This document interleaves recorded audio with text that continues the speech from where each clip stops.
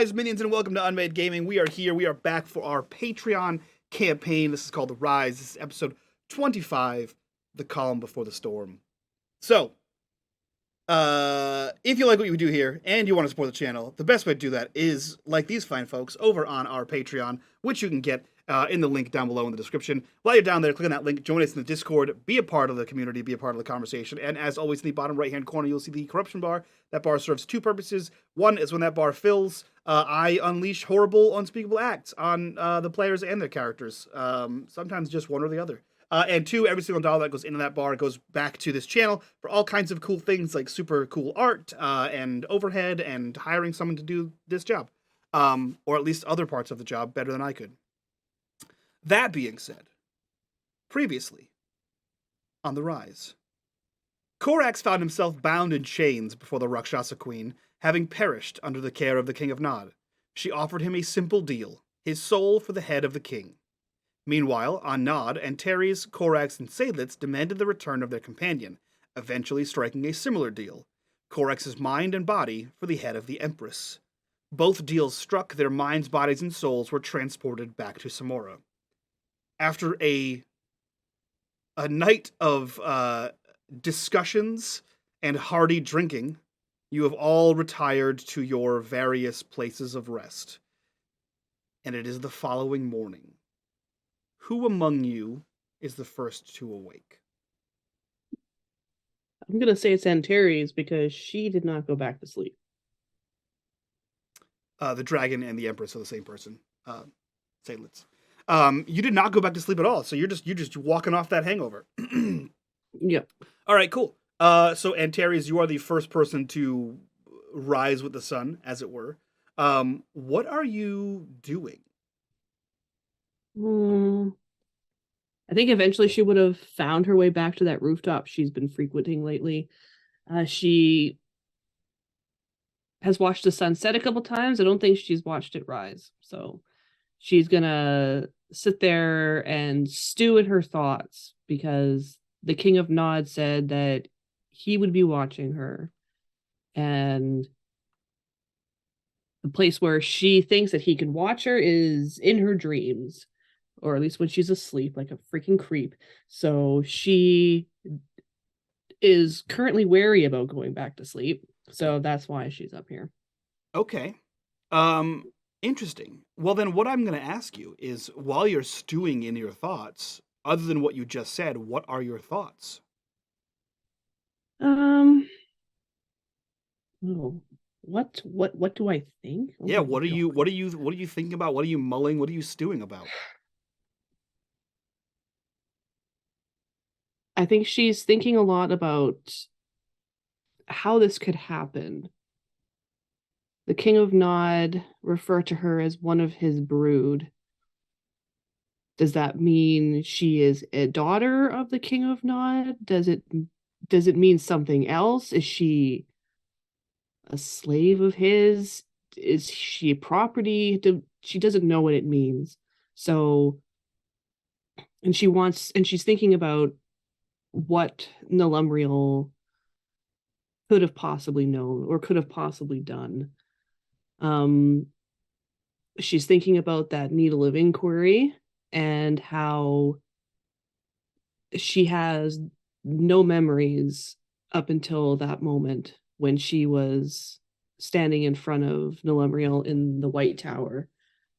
And eventually her thoughts drift to the boys, and she thinks about Corax, she thinks about Mina, she thinks about Seydlitz and their role in all of this coming up, like this upcoming war, and what she's going to do, and how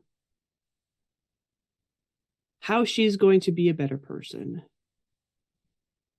And she thinks back about the things that Dreshen told her, the things that Stephanie told her, and she wonders if she's capable of living up to she doesn't want to say standard to what they think of her or what her potential is, but because she doesn't think that they're like that in that sense, but yeah, she doesn't want to let them down. Okay. Yeah. Roll me a DC 5 intelligence roll. Anything for spotting or tracking or visual acuity would help here. I have sense ambush. Uh, I'm gonna say no on sense ambush. It's not an ambush. Okay. I'll give you that part for free. Then that is the only thing she has. Okay.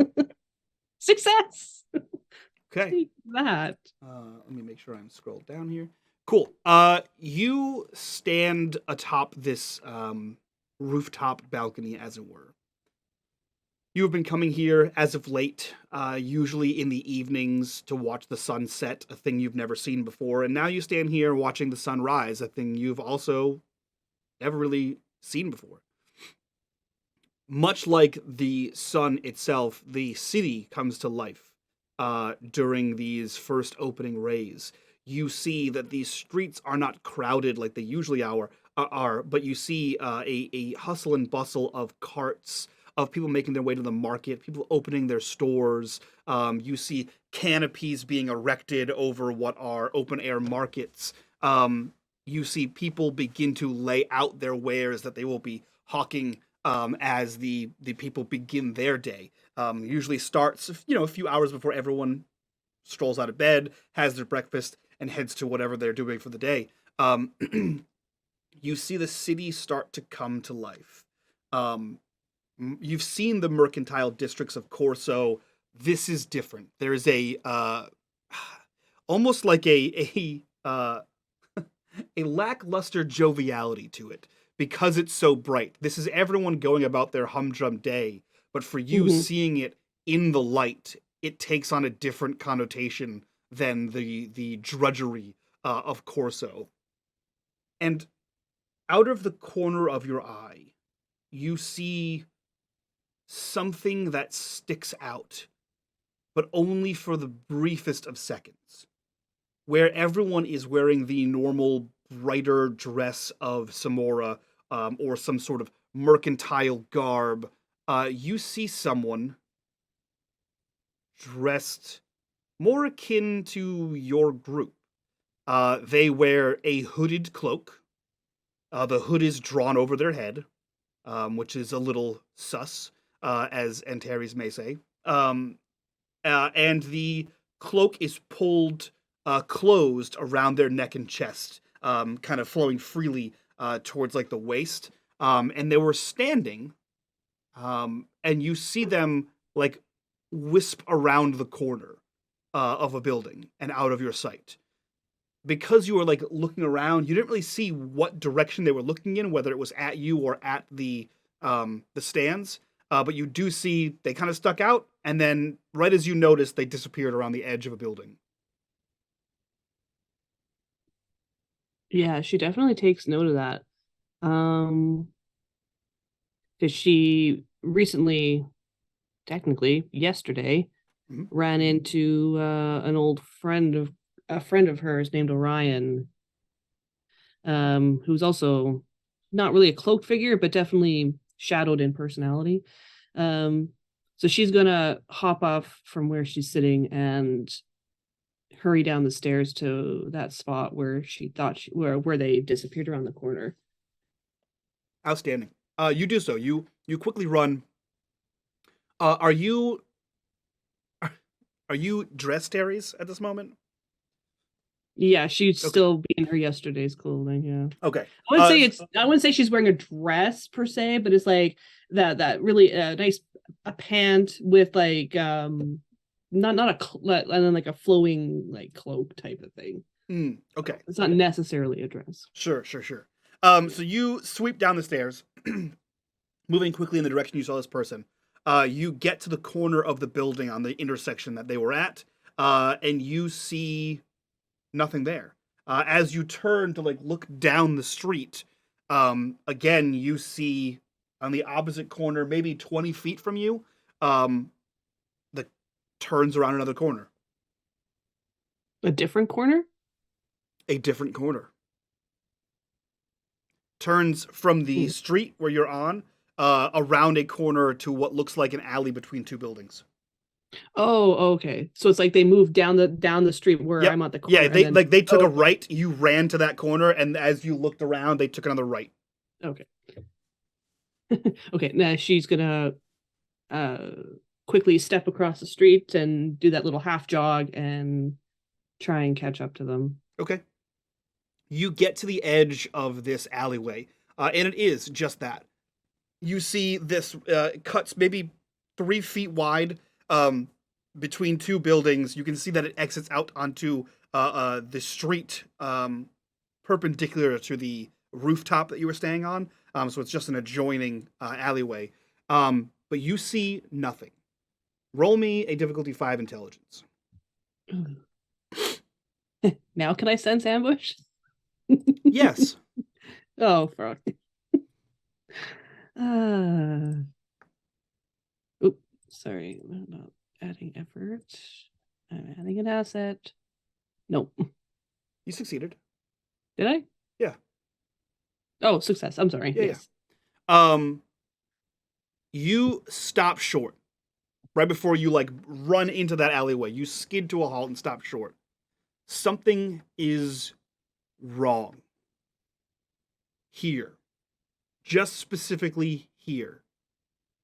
This alleyway is too dark. Sure, there is a canopy connecting the two buildings up top, and there is shade in this alleyway. It's fairly common in Samora to have that. This alleyway is pitch dark. Like you can barely make out the features of the buildings on either side of you. You can see the light on the other side, on the other street, but this alleyway, you would think it was this dark at nighttime. Yeah. Yeah, so she peeks around the corner, kind of does a double take, and she puts her hand on the hilt of her sword, and she slowly and cautiously walks forward, like the click of her boots echoing off the walls around her.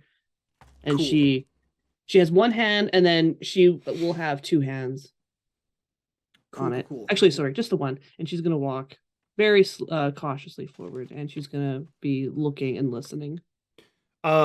As soon as you step into the alleyway, maybe 2 or 3 feet in, all of the sound from the bustling open markets starts to mute.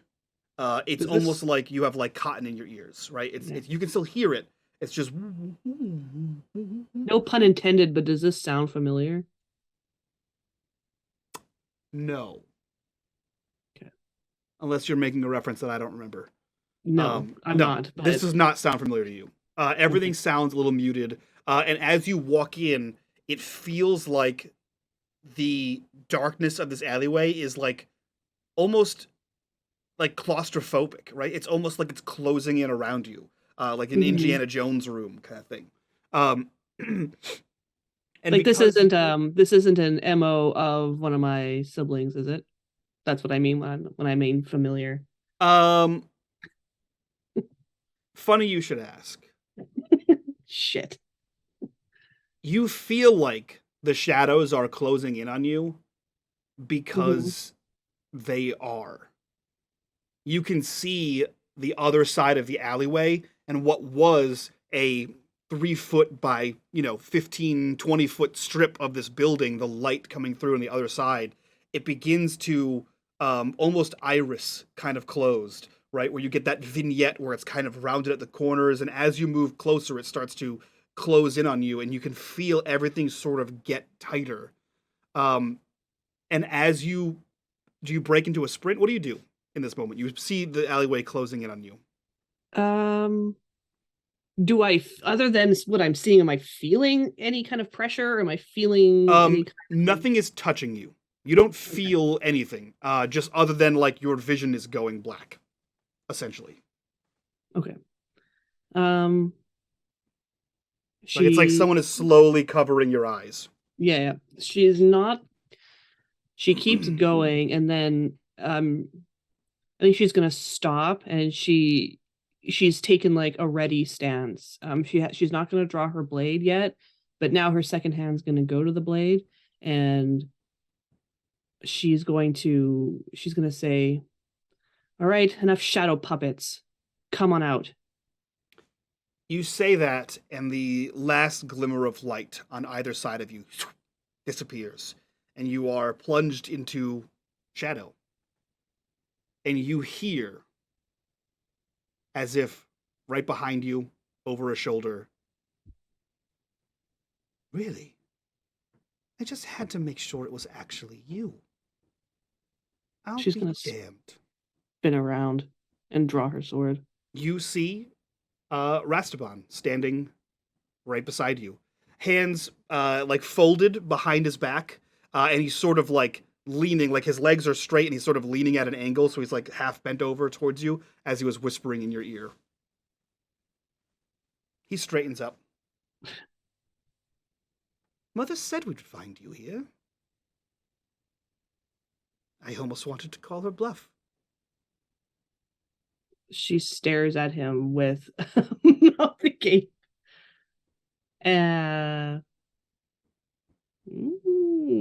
She's gonna drop her sword and throw her arms around him. He returns the hug, and like quietly in your ear, you hear, "Is this what you've chosen with your life?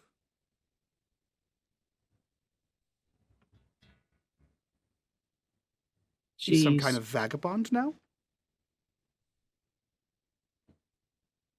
it's quite liberating. Hmm. You should try it. And she lets go and kind of holds him at arm's length.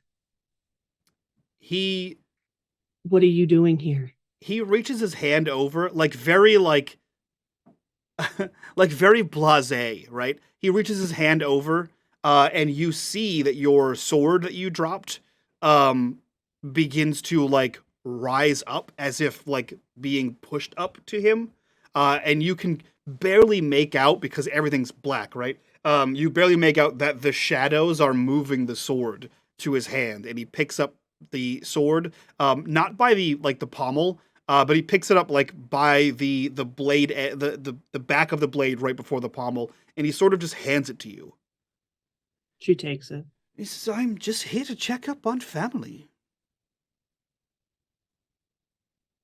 And they're still in shadows, but she's gonna look around.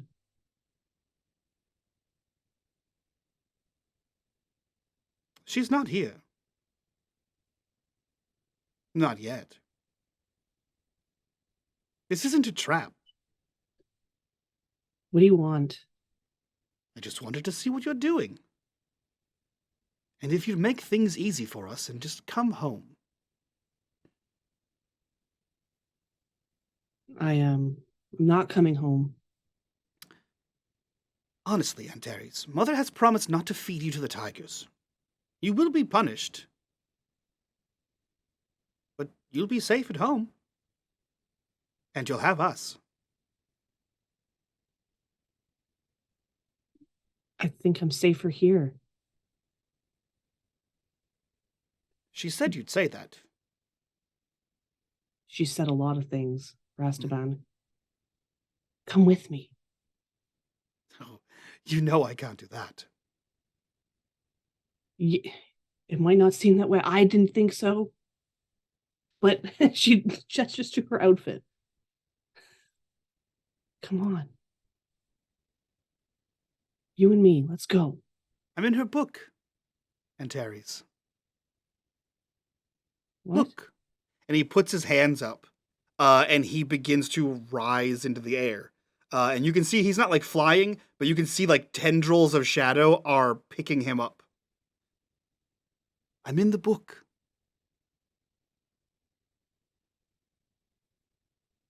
You're a god.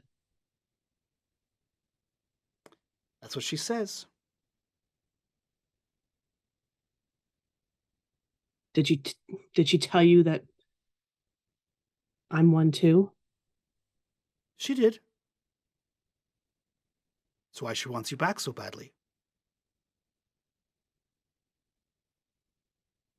I'm sick of being lied to. My entire life. You know what she had us do? We had to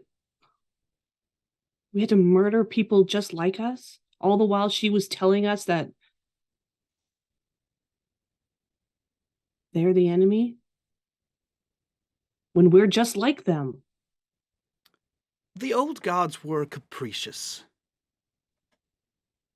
and it is their fall that put us in this state. Mother simply wants to raise more loving gods. She gives him a look. You don't believe that for 1 second. Oh, sorry.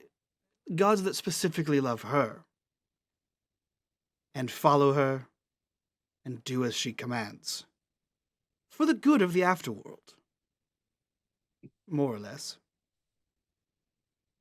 For the good of her. Well, goose and gander, they say. I'm tired of hurting people, Rastaban. You're just hurting different people.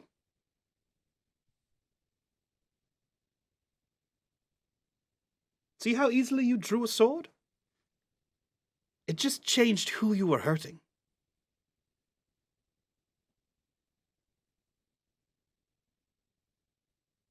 I'm gonna be a good person. Good. You can too. Good is decided by those who win. History is written by the victors. If I win, this will be called an insurrectionist uprising. And then I'm the good guy.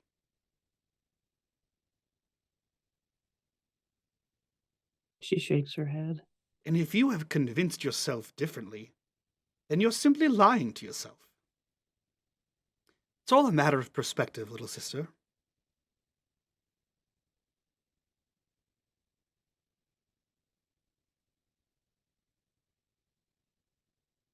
I'm doing what I feel is right.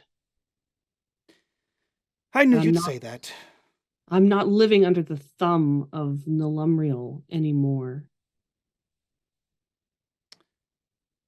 She's not going to use me anymore, just like she's using you, and just like she's using Eltanen. And she kind of stops and kind of leans back. Is she also in the book? That would be a spoiler. I hate surprises. There are more to come, little sister. But as I said, this is not a trap. I was merely checking up on you. And as it is, you're not coming back with me, it would seem. Morals were always your weakness. It was nice seeing you. And he steps forward, leans forward, and plants a kiss on your cheek. Do you do anything? She kind of like lingers on that kiss and she'll return it. And then she whispers, "Please come with me." And as soon as the words leave your mouth, all of the shadows around you, like whoosh, like a wind, just whoosh, and he's gone. And the alleyway looks completely normal. And she just like rubs her face with her hands and just kind of takes a step back and leans against the wall. And she's just like breathing heavily. We cut across the city to, I believe, where is Korak staying? The inn or the adherents? Adherents Temple. We cut across the city to the temple district, where we see Korax in the upstairs barracks room of the temple of the adherents. Korax, what are you doing as you wake up? What are your first thoughts and plans for the day? Korax hurts all over. Mina jogged down some stairs with him on his shoulder, with his poofy shoulders on his clothing. Mm-hmm. And then he got drunk because Antares kept making him drink booze. So he's nursing a hangover. He is sore all over, and I mean, he even ran.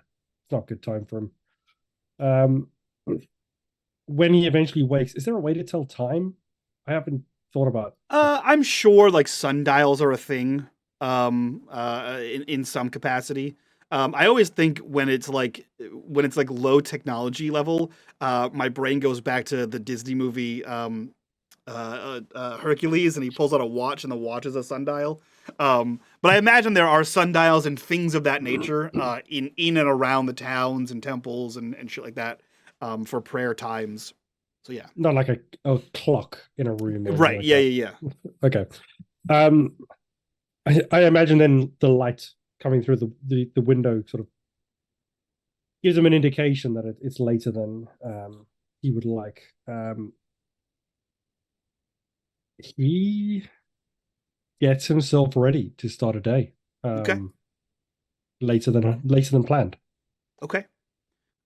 You typically know that Seydlitz stays in his home, his family home, and Terry's was staying at the tavern you all drank at, and Mina stays with Wexy and the guard caravan. Not saying you have to go see any of them, but once you are dressed and ready for the day, where are you headed to? What are your intentions for the day?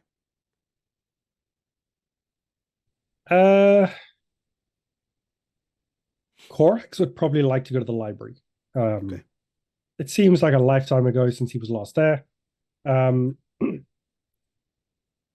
he would probably want to start speaking to whoever is at least planning city defenses, because he had dug up as much as he could ready for them. But that would be his plans. Head to the library, gather the things he's found, and speak to whoever he needs to. Okay. So it is mid-morning. The carts have been set up. People are bustling through the city as Korax wends his way through the streets, noticing the smell of foods cooking, baked goods, roasted meats, dried meats. You hear the chants and hawks of people selling their wares, their textiles, their etc. As you make your way through the city and towards the castle, the modest castle. Two guards flank the stairs, both top and bottom, each with spears. Recognize you by your shock of red hair immediately, sort of nod to you, and you are granted access to the castle itself. As you said, it feels like a lifetime. However, it has not been a lifetime. It's been a mere 2 days, I believe, since you last were in the library. The castle has... The mood of the castle has changed. You, all of you, are aware that the Queen has not deemed it necessary to fully make aware the city itself. But the moment you cross the threshold into the Great Hall, it changes. There is a feeling of anxiety, trepidation. Things move faster here. There's, staff is here. There's a whispers. People look at you. People look to each other. There's a feeling of uncomfortability and a little bit of fear in the air as the castle knows more than the city. And they cannot say why. Not something you fully expected, but you understand what's happening. There are more guards here. You do see there are caravan guards from around the city are in and out of the palace. And you see there is a lot of activity in and out of the throne room. However, no one impedes your journey to the library. I imagine as he enters the Great Hall, he stops. Seeing the increased activity, seeing the increase of people, and he just has a look at who's in, who's moving around, takes that all in, and hurries up. He speeds up his pace, getting to the library to get ready for what's to come. Okay. You note just by like garb alone. There are no less than there are representatives of no less than 4 caravan guard units here, essentially. One of which being Wexy Jun's. You also notice the general like city guard, what makes for the meager army of Samora. You head into the library. Any mess you left behind has been cleaned up. All books you had out have been reshelved, and the library looks like it did the first day you arrived. What are you doing? So one of the things that Korax was trying to achieve is he was looking for any and all information, as Rastaban said earlier, is history was written by the victors. So he was searching for the accounts of previous attacks and defenses of the city, those that were successful from an attack point of view and those that were successful from a defense point of view, to get together a list of possible strategies that the opposition could use against the city. Their weak points, that sort of stuff. But that's what he was gathering as a collection to sit down with whatever war council there would be to sort of hand over the information. Okay. Roll me a DC 5 intelligence, which I'm sure you just pass on a whim. Not far off. For library usage, I guess, is the... Eager to learn, so that'll be that. Difficulty 5.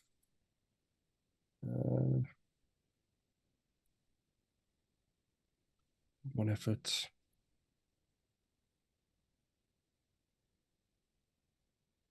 Sorry, let me try that again.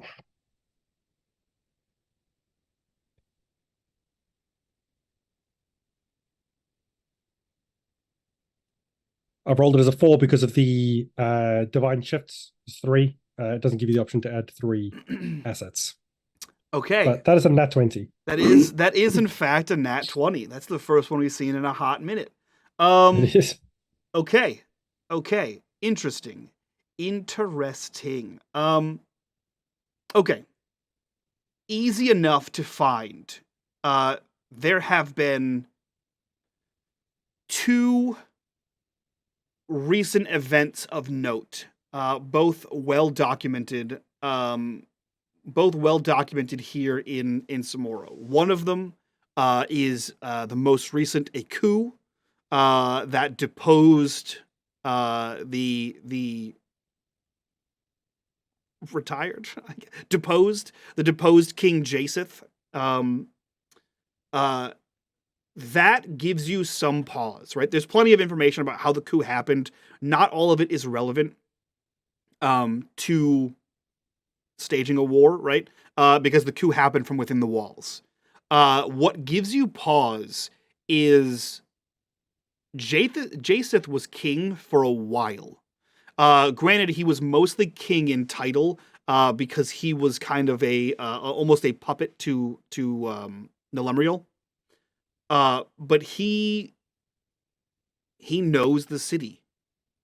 So if there are places that are undocumented, if there are places that are unique to royalty, certain houses, etc., he may know them. And there is no way for you to find that information in the library. So that sticks out in your mind as a possible sticking point. The other recent one was, I believe, about 4 years ago, 4 or 5 years ago, I think. There was a war here in Samora. It came from the northwest, and it was a bunch of Nefar had come out of the Verge and past the Kaskin territories, past the Troll Hills, and had assaulted Samora. No one knows why. No one knows what they hope to find. However, the walls of Samora are what kept them at bay. The city was able to hold out against a Nefar siege, and it was ultimately Vishaden who is, until recently, was simply a sorcerer that helped them beat back the Nefar. prior to that, there were less wars and more kingdom strife, right? In the 40 or so years since the fall, Japheth was king for the majority of that. There were some issues with food, with population density, with the woes of ruling a kingdom at the end of the world, essentially, or what felt like the end of the world. However, they were far enough out, and he was I guess complacent enough with Nelemriel that she didn't outright attack the city. She just stationed enough reconciliators to like essentially have an army there. And if Japheth tried some shit, she could have just easily routed him from there. So yeah, unfortunately, there aren't very many wars that happened in recent years that have written history in the library. The walls are absolutely the biggest source of defense here. That is a key element to the survival of Samora. That and the people of the Nightlands are not used to the sun. So any way to utilize the sun in your favor would be beneficial. When you live in the dark for 40 years, your eyes adjust accordingly, and every day in the sun is a little bit uncomfortable. That is essentially what you find here. Those are the information. That's the information you get and the understandings you have from this area. It doesn't go into details about Vishaden. Perhaps he could grant more, but it just talks that he has great magics and used them in the defense of the city. It doesn't go into details about what exactly he did. But that is what you find inside the library. Are you staying there, or are you headed somewhere else? He would wait for whenever the next... He would probably hang around in the library until the next... whatever council meeting that they were previously attending in preparation for the war, with whether the Queen showed up or not. Whoever the... Yeah, whenever sort of some sort of general meeting would have been happening with higher ranking officials, he would wait for that and attend. Okay. You would know when those are because you are, whether you all like it or not, you are generals of this war. You have been made generals. So you stay in the library waiting for that time. We cut across town again in an opposite direction towards the Wexy Jund Guard Caravan headquarters. Mina, what are you doing? You've spent time in barracks, Mike. I have. In the morning, when everyone starts getting up, there's no sleeping in, no matter how much you've drunk the night before or how little sleep you've had before. So that's correct. He is grudgingly getting up and probably gets his gear together and heads off to the wall, as he's been doing for the past few days, just running the wall, heading towards the castle. Okay. Are you... what is your purpose for heading to the castle? What are you trying to do? He just wants... There's been a lot of talk about Arua, and he just wants to pop in and check on her. Okay, fantastic. You take much a similar route to Korax, passing by all the shops, all the wares, all the open markets, and you see the same scene as he saw. Two guards flanking the top and bottom of the stairs, and the moment you cross that threshold, it's like being in a different place. It's like going from outside in a street to inside in a bar where it's raucous and loud, except the opposite. There's a stark sobriety to the castle. You walk in here, you see representatives from the various guard caravans. You see representatives from the military, or the guard, the city guard. People walking in and out of this place, in and out of the council rooms, the throne rooms, and you see staff is sort of around doing their jobs, but they are every once in a while huddling in groups of 2 to 3 to whisper rumors amongst themselves. People see you, give you a nod, and you are led into places, but no one stops to speak with you. What are you doing once you get inside the castle? Mina realizes he doesn't know where Arua and Stephanie are staying. So he looks around for someone that doesn't look too busy, because he doesn't want to be too much of a pest, to ask directions. Okay.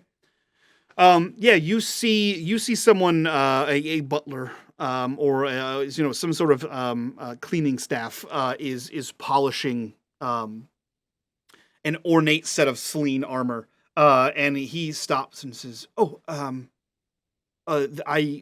I'm not sure where she's stationed at this moment, but the woman you're speaking of, she would sleep inside of the servants' quarters with the rest of us.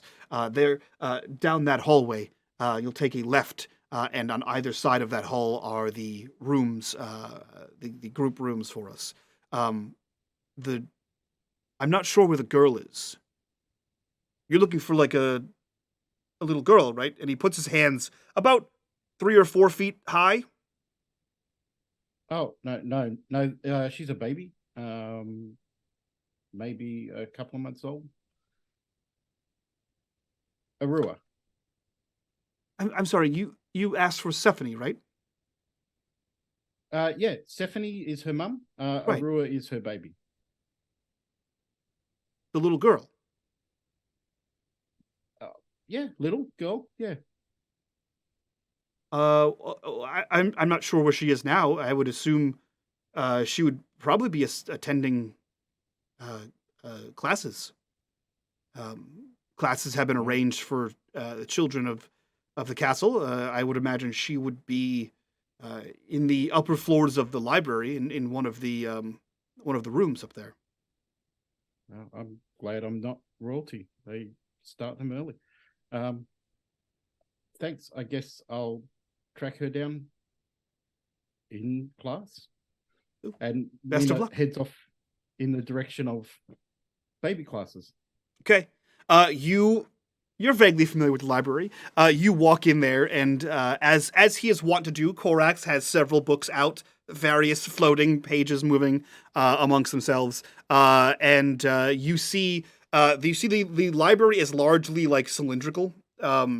And you see that there's a secondary layer with a wrought iron fence around it, like an ornate filigree fence. And you can see that in several places there are large oak double doors that lead off into upper wings of the library. You're not sure which one it is, but he did say it was in the upper floors. Is Korax in the library when he goes in? He is. Mina kind of wanders over to Korax and says, "Have you seen Stephanie and Arua?" They're here? Yeah, they have classes that Arua attends, apparently, in here. A bit early for classes. That's what I thought.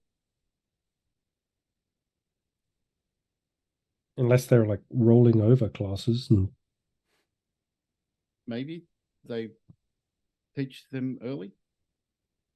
Do you know where these classes are? They're apparently upstairs in the library. Are they in the library, Mike? Sorry, I missed that. Yes, they are. So there's a second floor of the library that is not a balcony, but like a wraparound, open in the center, and there are 3 double oak doors going off of those in the library. Korax just said the stairs are there. The rooms are upstairs. There's not many of them. Can't get lost. Okay. Are you right in here? You need a bodyguard from the library? No, this library is safe. Okay. This one I know. And you still feel safe, even though it knows you? There's a lot of people in this castle, Mina. I've seen many of Wexy's people. Yeah. If they're around, I'm pretty good. Okay.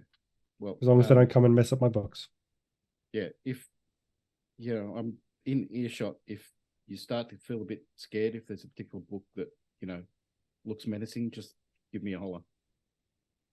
Thanks. Can you also just let me know if you're gonna Send me to go and see your friend in the moon. Oh, you mean Anteria's dad? Yeah, sure. I mean, I didn't realize you were friends with her dad, but you learn something new every day, right? Yep. And Mina just turns on his heel and heads up the stairs. Okay. You head up the wrought iron spiral staircase. Are you just going to open these doors and see what's in them? Yeah, he'll kind of do a soft knock and peek in each one. Okay. The first room that you open is more of like a silent reading room. You see there are large, high-backed, like captain's chairs, sort of scattered about. You can tell just by looking at the spines of the books that these are like they're older. They may not be of greater quality or information, but they are old like heritage books that are likely being preserved from before the fall. But everything in here is very silent. It's very tomb-like, and you do see there's like one like elderly man in a robe that just sort of like peeks out from one of the sides of his chair and sort of tuts you away. The second room is a large, almost like a meeting room. It's a large banquet-style table, chairs on either side. No books on the walls here, but there are pictures of fancily dressed slain.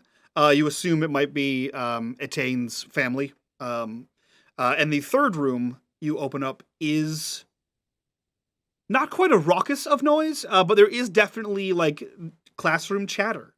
But you're clearly in the wrong room. There are desks arranged with 3 people at each desk, sort of in rows of like 4 or 5 on either side. At the front is a human man who is in a black robe that sort of trails behind, almost like wedding dress style, and a fancy, like almost beret, like a floppy beret, who has a podium and a book, and behind him is a chalkboard, and they are discussing history. But the children you see before you are school children. They're like 4, 5 years old. Mina will look over at the teacher and kind of beckon him over. The teacher puts his hands up and he says, class, quiet down, quiet down. I must attend. We have a guest. Excuse me. And he walks down the aisle. The kids do not quiet down. They erupt in noise. There's paper being thrown. And he just sort of sighs and walks down the row towards you. He says, yes, young man. Do you need directions? Yeah, I'm looking for the baby classes. I'm sorry. I'm not for like birthing, for mothers? No, I'm looking for a child. Her name's Arua, but she's only a couple months excuse old. me, Arua. And he turns and waves a hand, and you see a little girl about 4 years old, with like greenish brown hair, that hops off of her stool, and quickly runs over to the schoolmaster and says, yes, sir. This young man is looking for you. Please attend him. I have to go back to the class, please. And he returns to the class. Mina just looks at her. Oh, sorry, no, I was looking for a different Arua, I think. There's only one, silly. No, daughter of Stephanie. She's only a baby. So that's my mom. No, you'd only be a couple of months old. I was there when you were born. It was only recently. No, I'm Arua. Is this a new game? No, I'm looking for a baby. You know, she's only a couple of months old. It has the same name as you, but it's not you. No, I'm the only one. It's just me and my mom, Stephanie. She works here. No, it's not you. And Mina will turn on his nimbus for only gods to see. She looks directly at it, and says, I can do that too. And she turns hers on. Oh, Do you not recognize me? no, the last time I saw you, you were much younger. Oh, I remember Do you know you. me? Yeah, How? you sew things. I do. Yeah. I mean, that's pretty obvious. I have a big sewing needle and button. I know. And there's the boy with red hair, and there's the old grumpy man, and there's that lady. The scary one, yeah. Yeah. Oh, you grew up fast. That's what people keep saying. Oh, how are you doing? I'm great. I'm learning numbers and letters and runes and history, and arithmetic, and sometimes I'm learning how to sword fight. Mom doesn't know. Don't tell Mom. She doesn't know. Don't tell her. Choose a spear. It's much better. You get reach. You don't have to get in close with a sword, and you can keep out of the way a lot better. Okay. I can teach you. Okay. But one sec. Just stay there. And Mina kind of heads out to the corridor and then just screams for Korax. Korax says, no way, you can't hear that. He just says loud enough for Mina to hear. You're not supposed to shout in a library. And he starts walking towards wherever Mina is. You head up the wrought iron spiral staircase, and you meet Korax. You meet Mina outside of the oak double doors. Don't shout in a library. And Mina will just go back to Arua and just say, do you remember him? Yeah, that's the boy with red hair. Korax, you remember Arua? Korax just stares at her. This big. I see him all the time. He reads books here. See, that's why she knows me, Mina. No, that's Arua. Arua, show him what you showed me. Oh, this? And she points to her nimbus. Mike, would we remember being told that she's going to grow up quickly? Let's put in the chat in the. Yeah. I mean, you were told that. None of you took it literally. But it was like a passing conversation between you and Cronidus that he foresaw that she would grow up quickly. You all assumed that meant like, because there's bad things going on, she's going to have to grow up, like mature quickly. Or it was just a detail that Korax just flushed from his brain, because why would he remember something like that? Well, that's what I'm saying, if we remember it. Yeah, I would say you remember it. Korax turns to Mina and Cronidus did say she's going to grow up quickly. And He was the guy with rocks. Korax pats her on top of the head. He was. Thanks. I have a pretty good memory. I didn't even remember that. She might be smarter than me. She is, Mina. In my defense, I go to school. Mina doesn't. No. And libraries are scary. They can kill you. Be careful in the library. Okay. Also, my school's in a castle like I'm a princess. That's true. Yeah. How are you and your mum going? How's your mum? She's good. She cleans things. And she's safe. And when I see her at night, her feet hurt. I think it's because of the cleaning and the walking. But then I read her the words that I know. And sometimes I practice all of my letters and read her a story. Mike, is she in the doorway of the classroom, or is she outside? She's in the doorway of the classroom. Korax looks and says, "Can you step out for a second?" And he reaches over her and pulls the door closed behind her if she steps out. She just puts a hand up to the proctor in the classroom, and he kind of nods to her, and she steps out. Corax closes the door so they can't hear, and he sort of half crouches and looks at her and goes, "Have you figured out what you can do yet?" Oh, I'm really good at running. I'm really good at jumping. No, I the things that the other children can't do, other than growing up very fast. I can tie my shoes, and I think I'm the first person in class that can tie their shoes. Like I can lace my boots. Also, I'm really good at pictures. Is there something What about else? things that no one else can do? Oh.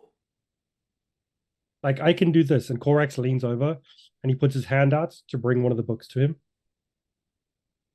Like I can do this.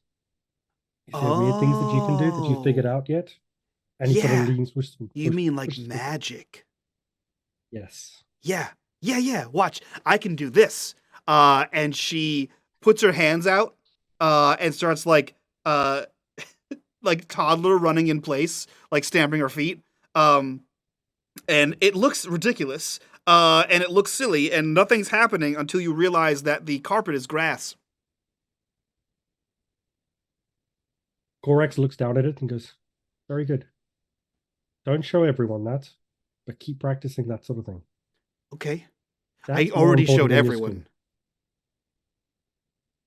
You're as bad as Mina. I showed the whole class. Okay. They would have been so impressed. You must be one of the most popular kids in school. Well, there was a mean boy in class, and I did something that I'm not supposed to do, and I won't ever do it again. But it was a good thing, but it was a bad thing, and everyone liked it afterwards. Well, if you ever seem scared, do it again. Okay. But not to the kids in your class. Okay. Unless they're mean. Okay. Corax just shakes his head. Practice your magic. Okay. At every chance you get. Okay. It's more important than your school. Everyone says that school's the most important thing. That's because they're not special. Oh. Okay. And if you ever see Corax down in the library when you're coming to class or going from class, make sure you run up behind him really quietly and scream to scare him. Okay. He's got a phobia about libraries. Okay. Corax just slowly looks at Mina. I can do that. Okay. And I'll get you something special. I'll get you your own sphere. Oh, that would be so cool. I don't know where I'd put it because I'm not allowed to have a spear or a sword, but I'll find a place. We'll find a hidey space down in the library that you can put it and hide it. Okay, a secret spot. Yeah. Okay. It was nice seeing you. I think I have to go back to class before I get in trouble, if that's okay. Corax just swings the door open behind her. Remember what we said? Yes. Only if I'm scared or people are mean, and magic is more important than school. And every day, Corax before you come in, you can. Check in with me if I'm here. Yes, I'll check in with you. Good girl. He sort of awkwardly winks back at her.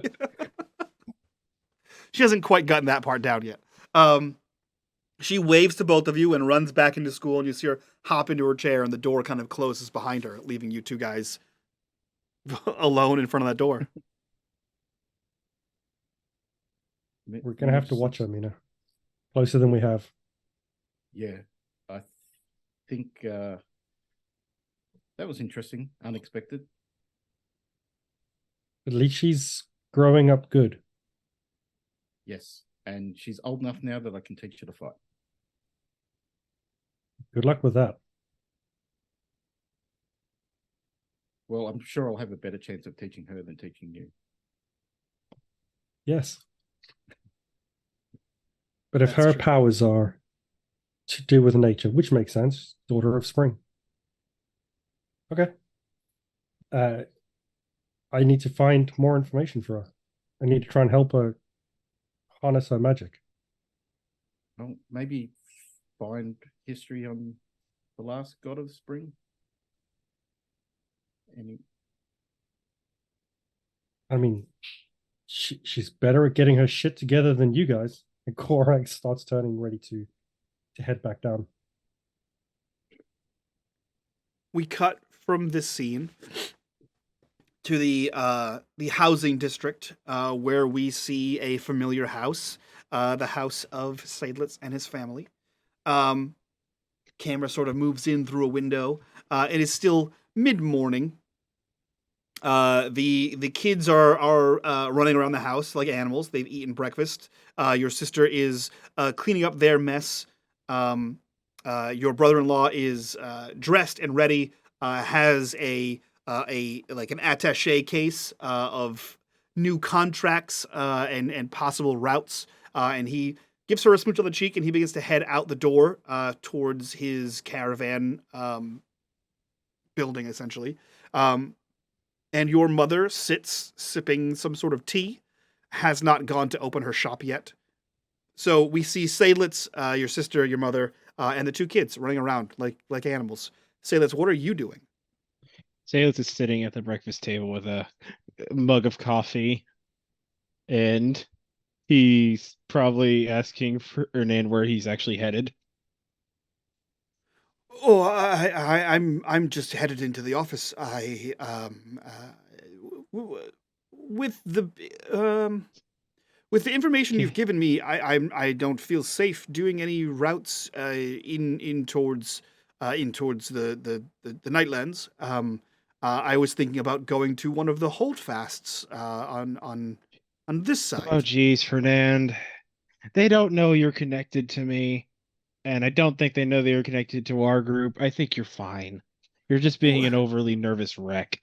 The way I see it, Seydlitz, is that if we're here, and a war is headed this way, I want to go this way. I don't want That's to go. more understandable. I don't want to go into it. I want to go away from it. So all of our trade routes have been either pushed off onto other caravan leaders who are unaware of the pending doom, or and we have traded and bartered our way into several routes to the different holdfasts. So I hope it didn't cut into your profits. Well, I find living is very much more profitable than not. So in 2 days' time, I'll be heading to Tanabar Holdfast, and then from there, I'm not entirely sure, but one of the other ones. It should be about a 2-week trip. Well, I wish you luck. Unfortunately, it seems I am stuck here by request of the Queen. Honestly, That's I'd go okay. with you otherwise. I need the luck. It appears as though most of the guard captains have volunteered for, and rightfully so. Rightfully so that they have volunteered. Do you not have a guard? Oh, I hire the Wexy Jund guard. And they're staying here. Yep. Yes.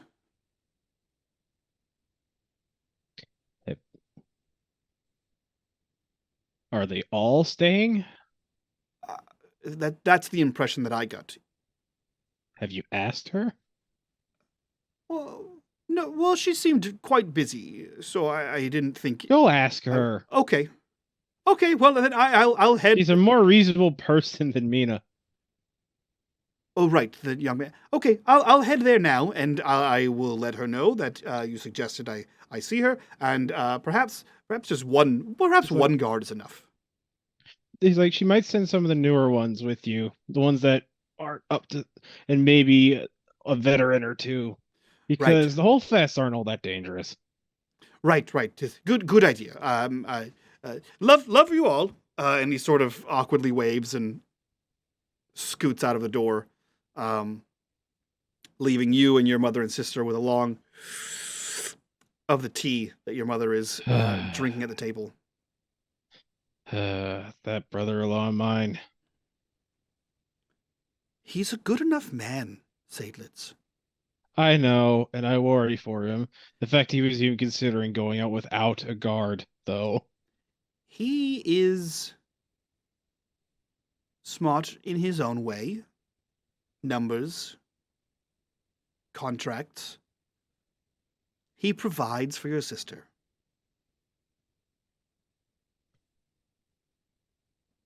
I wonder how. Selena, what do you think of him going? If you knew he was thinking about going out without a guard? I'm sorry, what? Why doesn't he have a guard? Did you not just hear our conversation? No, I have 2 children, Seydlitz. I don't. It's hard to hear anything in this house. Talking about going to the Holdfast without a guard because, well, the Lexi Company is staying to fight in the supposed war. I mean, it's relatively safe over there, as long as he doesn't pass into Kaskin territory. We haven't seen any of the Nafar in 4 years. As long as he stays this side of the river, he should be fine. I still think he should go with at least a handful. Well, yes, of course he should. Where is he? Did you send him to one of the guard caravans? I sent him over to Lexi because she's a good person. I've met her. She might send some of her novice mercs guards with him.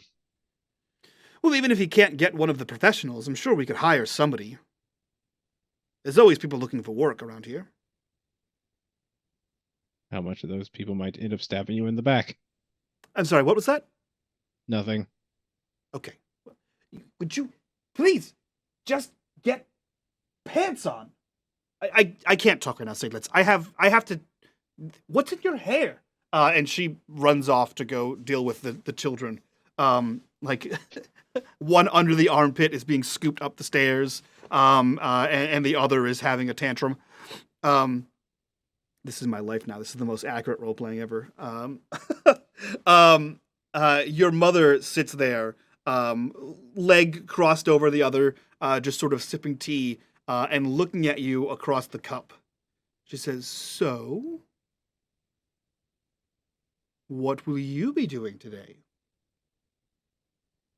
Honestly, I don't know. Saving the city? I don't think that's today. Well, I thought it was like an everyday job. You know I don't want to be a hero. As I have said, no one wants to be. It's just sort of thrust upon you. And in that moment, you have to face it head on and do what must be done.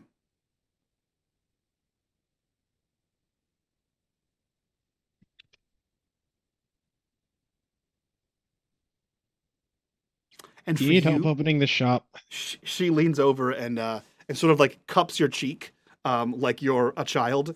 And she says, "And for you, what must be done is being a hero." And she sort of like taps you on the side of the cheek, like it would be condescending as hell if it were anyone but your mom. Instead, it's just mom. No, I am quite capable of opening my own store. You have a city to defend. I'm sure you have a meeting with the Queen. Not today. Well, I think I was gonna grab the crossbow and bag, get some bait together, and go on one more hunt before everything goes to crap. I don't really see how that saves the town, but you It'll help me get my thoughts together. And besides, more food what if it turns into a long siege? that is true. That is true. Hopefully they don't surround the city. That would be inconvenient. It'd be Either quite way. inconvenient, yes. Either way, I'm still glad you're returned. I'm glad you're a hero. I'm glad you're a defender of the realm. And I'm glad for your friends who I still haven't met yet. Have you seriously not met them? No, you have not deigned to introduce us. They've never set foot in my house. They've never met your sister or your niece and nephew. Maybe I can arrange that. I could cook dinner.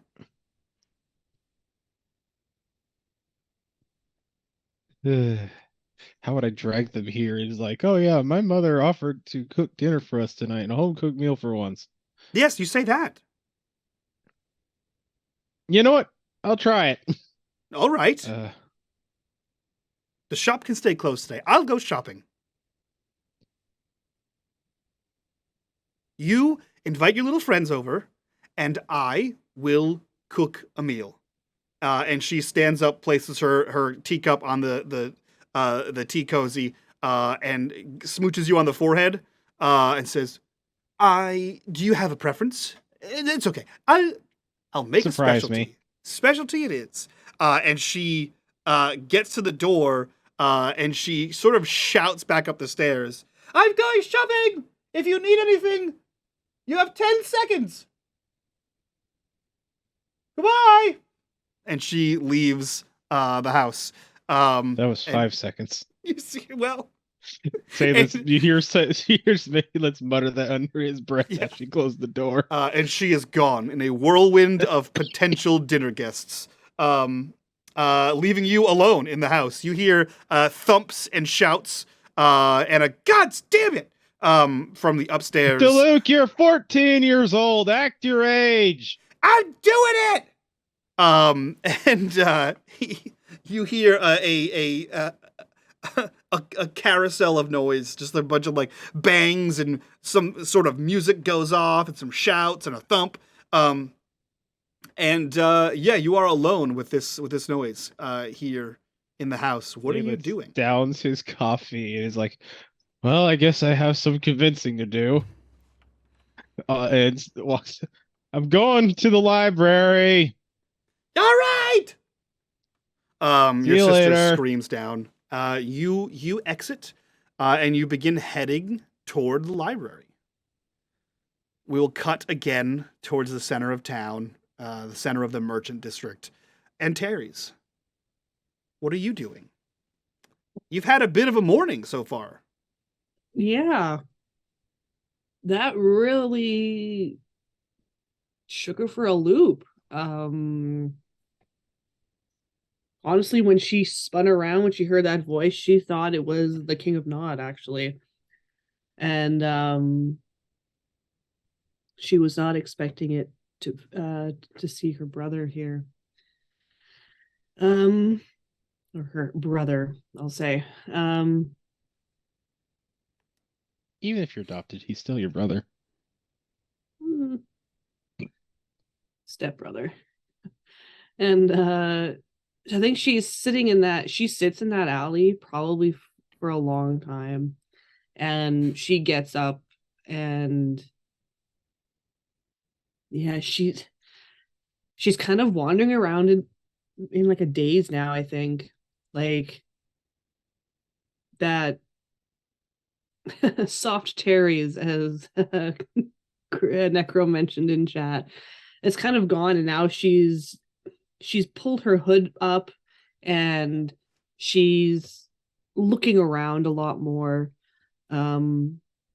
because where one is, the other one is not too far away. And yeah, I think she's just wandering around. She's not really doing anything specific at this point. Okay. She probably eventually gets some food, doesn't eat it, and yeah. She's just wandering. At some point, as you sort of just wander around in the city center, you can see from where you are that there's a little bit of hustle and bustle at the castle. Nothing incredibly out of the ordinary. You've sort of seen an increased amount of movement there over the past couple days, especially since you guys all signed on to the war, essentially. But as you sort of wander around, and lamenting in your head or having some thoughtful musings and sort of listlessly move around the city looking for a path, you hear a voice. Excuse me, miss. Miss, excuse me. She stops and she looks like, Hello. Yes, you, please. Excuse me. You talking to me? Yes, miss. What? I'm sorry. Were you doing something? You just sort of seem to be wandering. Yeah, I'm just, contemplating my life choices as one does. And she approaches him. I find quite often in my advanced age that I find journaling helps. It's one thing to have your thoughts sort of jumbled up in your mind, and it's like a tangled net, and it's difficult to untangle it without removing the actual knots of the net and starting entirely over. So what I find is and he reaches over to his cart, which is laden with books and random paraphernalia and pots and like jugs of some kind and bits and bobs and baubles of jewelry and weird trinkets.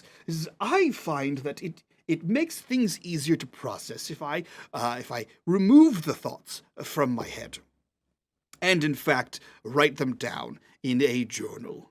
And then it's easy to go back and catalog and say, I had this thought today. Let's specifically think about that some more. Would you like a journal? I have plenty.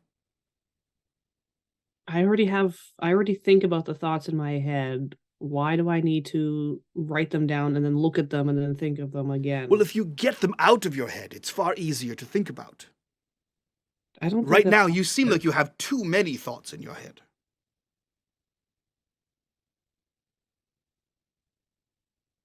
Here, you know what? Okay. This is on the house. This is for you. And he just hands you a simple, like tarnished leather-bound journal. This is for you. I would keep it with you always, and any time you have a thought that is too difficult to think about, you place it in here. Or if you have too many thoughts, write down a couple of them, and then you can not think about them and think about different thoughts, and then come back to those. I don't think that's how thoughts work. I assure you it is. What? Yes, it's called journaling. It also works for dreams. You can write down your dreams. Why would you do that? Why? In case you want to remember your dreams. What if you have dreams you don't want to remember? Why? Well, then you don't write those down.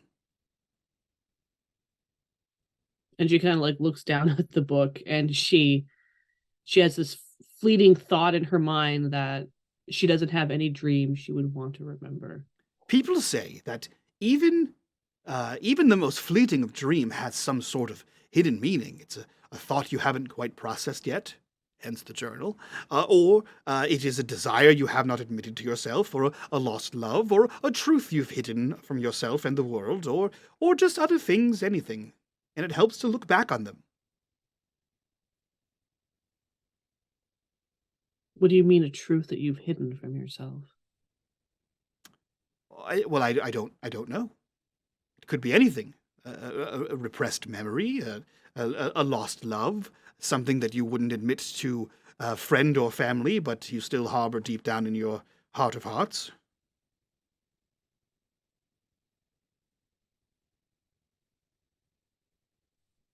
And she looks down and she like thumbs through the pages, like the blank pages, and just looks at it.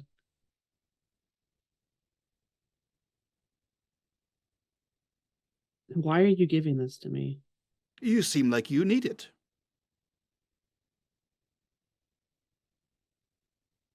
You seem confused and lost.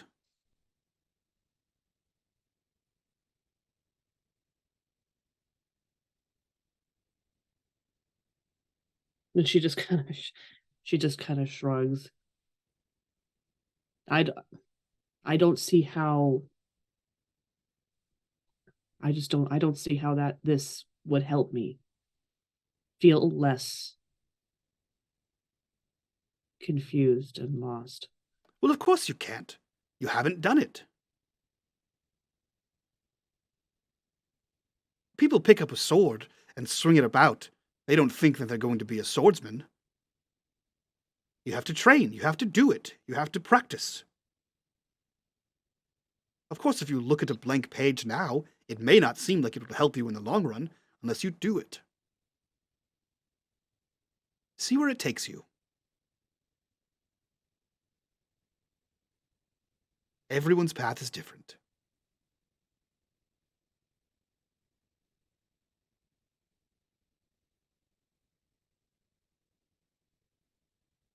She nods, and she's going to regard this man a little bit.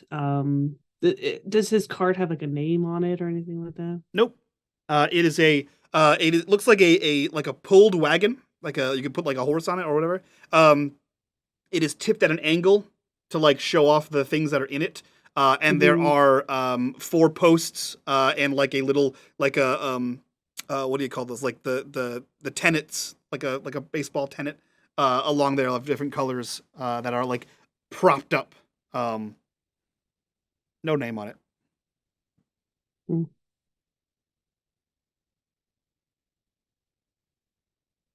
Let me give you something for it. No. It's free. It's on the house. That's what on the house means. It's for you. You seem lost, and I would like to aid you. I simply want to help you on your journey. And she looks him up and down. What is your name? Names aren't important, young lady. What is important is what you do next.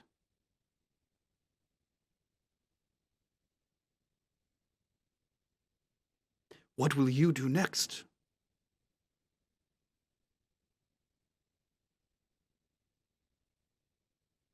And I think she lowers her voice to a whisper, so only he can hear it now. And she just says, I don't know. Well then, this is the first step on your path.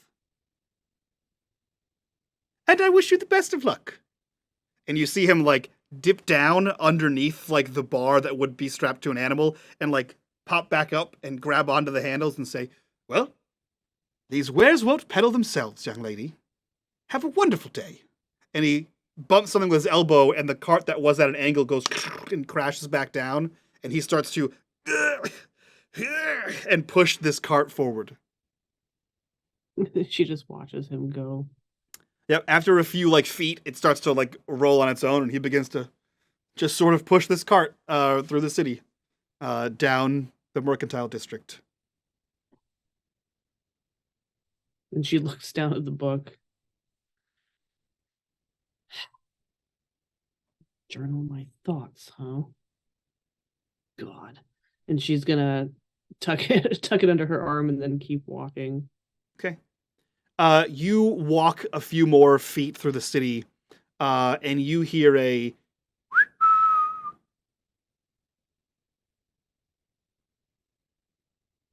She's going to glance and look in the direction.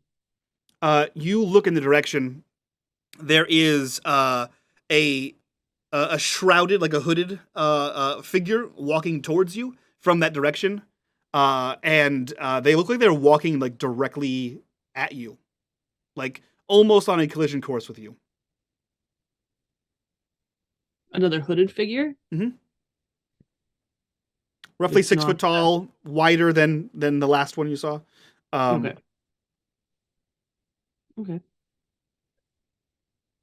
Heading right towards me. She's going to turn and so like if he's walking at her from like 9 o'clock, she's gonna turn to 3 o'clock and like walk slower so they can walk abreast with her. Okay. Yeah, they immediately catch up with you. and you feel not like an aggressive hand, but like you feel a hand kind of grab you around like your bicep, and it like pulls you in, and you hear a gruff masculine voice say, "You're wanted at the castle." And as soon as the words get out of that person's mouth, they take a perpendicular left turn and start heading down a street.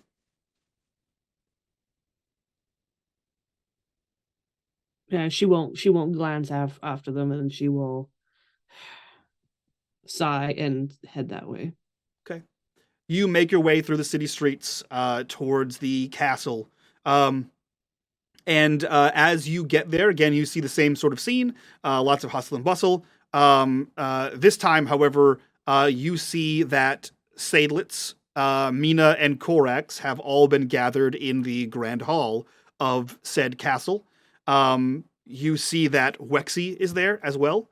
There are 3 other people that are of some relevant station. You're not entirely sure. You've never met them before. And there is a person wearing the Samora Guard colors of red and yellow, standing there as well. And as soon as you arrive, one of the attendants sort of pipes up and says, "Oh, we can begin. One moment, please." And she runs off into the council room. A second later, she opens the door and sort of waves all of you to enter. Do you go? So you're telling me she's 4 years old now, Korax? Yeah, she's like this big and does magic. She's useful. Well, they did say she was going to grow up fast. Am I there for this? Yeah, it's like right as you enter. Oh, everyone, okay. Was I there for when you mentioned Arua? You were there for as you arrive. That's what Seydlitz says. Oh, okay. What are you talking about? Arua. What about her? She's grown. This big? What? Korax and Mina here saw her with their own eyes, and they tell me she's about the size of a 4-year-old. She looks at Mina because he knows he won't lie. It was definitely her. She showed me her nimbus, and she recognized us, and she knew you as well. She said that she remembered the scary lady. Great. Sounds like you. She rolls her eyes and keeps walking. And she remembered the old grumpy guy, and so she remembered Seydlitz. Yeah. And the weird creepy guy with the red hair. She didn't say creepy. I was there, Mina. To me. She said it to me before you got there. Oh. She didn't seem like one to say mean things. She was very nice. Yep, no, and smart. Yeah, no, kids aren't mean. They just say everything with very much straight, innocent bluntness. True. She said I was her favorite. That, I think, was a lie. I mean, I can't see why Mina wouldn't be her favorite. If she remembers all of us from the travels, I ignored her. Seydlitz, I don't think you gave her much mind. And Terry's is scary. You know what? Fair enough. So what does the queen want? Because, after this meeting, my mother, for whatever reason, wants me to invite you all to dinner tonight over at my place. Did she cook? Yeah, of course. She's great. She's a good cook. What did we do? She said, I've never met your companions, so I want to meet them, so invite them over. And she didn't really let me say no. So I kind of have to now. So you know? Better than food in a tavern. Yeah, it's like home cooked meal. Okay. And Terry's? She just shrugs a shoulder. Sure, why not? Don't scare Fernand. He scares easily. Oh, Fernand left for one of the holdfasts. I think Mina, are you in the room? Yeah. Turns No, around, no. standing right beside him. Wexy, are you in the room? Yes. Has my brother-in-law come talk to you yet? He did. He requested a guard for a trip to Tunabar Holdfast, and I sent him with two of our novices, and he should be fine. All right, thank you. Kind of said something. He's like, I said something about that. Is like maybe I was thinking you might send some of your newer people with him, the ones who aren't used to combat. Yeah, I'm not sure why he didn't come to us earlier, but he should be fine now. He was planning on going out by himself with no guard. Doesn't seem like the smartest choice, but he'll probably be fine. There hasn't been much activity between here and Tunabar. You should hear the earful I got from my sister when she found out. She is a woman. And that word has a lot of meaning behind it.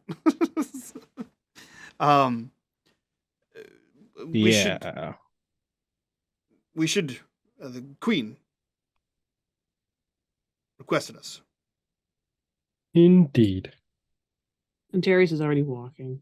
Wexy quickly follows after you. Mina follows after Wexy. Of course you do. Seydlitz strolls in behind everybody. Korax sort of half jogs to catch up to Antares. And as he gets alongside, he looks and goes, "Not as scary as you used to be. You don't dress as murdery. Don't worry." Okay. Korax, you're not a smooth talker. He doesn't say that very loud. I roll perception. No, just kidding. No. Yeah, so you all collectively enter into this what did I call it? A council room. This council room. And at the head of a large table, it's like a for lack of a better word, think of like a wormwood table, right? It's like a long banquet table with it like dips in, and you can see that there is like a battle map essentially set here, and there are different like indicators on the map, and at the head of the table is the Queen, is Queen Attain. She's sort of like almost like snake in a basket, is kind of like a little bit like lilting left and right. And as you enter, she is staring down at this table, and the attendant closes the door behind you. And she looks up and she says, "My eyes and ears have seen that the king is on the move. Jaseth has amassed a small army from Christchurch and has marched here. He has not passed the cleft yet. He is still on the south side of the Krakens, but they should be here soon. I have gathered all of you here as, unfortunately, this is what makes for the generals of this ragtag army we have formed. I wish to see if you have any further input on this before we announce to the city."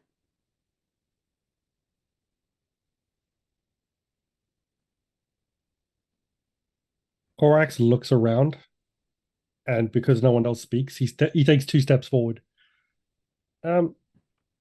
It's worth noting that Jaseth was here as the king of this fine city for a long time. He's going to know every entrance and exit to your chambers. Every tunnel that could have been used to escape, he's going to know where it comes out.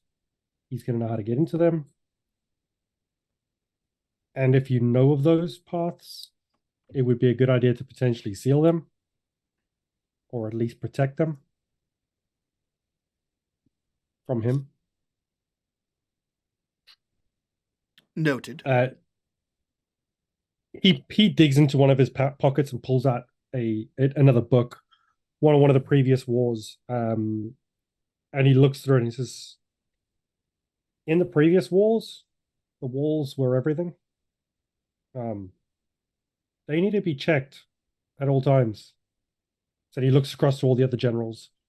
If your soldiers are walking the walls, they need to be checking for anything that's different.